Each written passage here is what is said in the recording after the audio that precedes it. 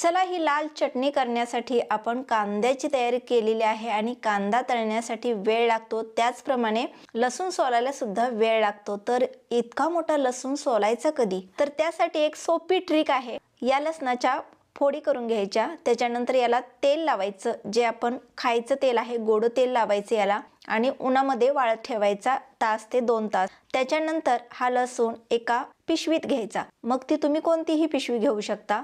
जास्तीत जास्त जी वायरची पिशवी असते त्या पिशवीत घेतला की लगेच याचा पाला निघून जातो आणि हा लसूण देशी लसूण आहे, त्यामुळे याचा पाला लगेच निघतो।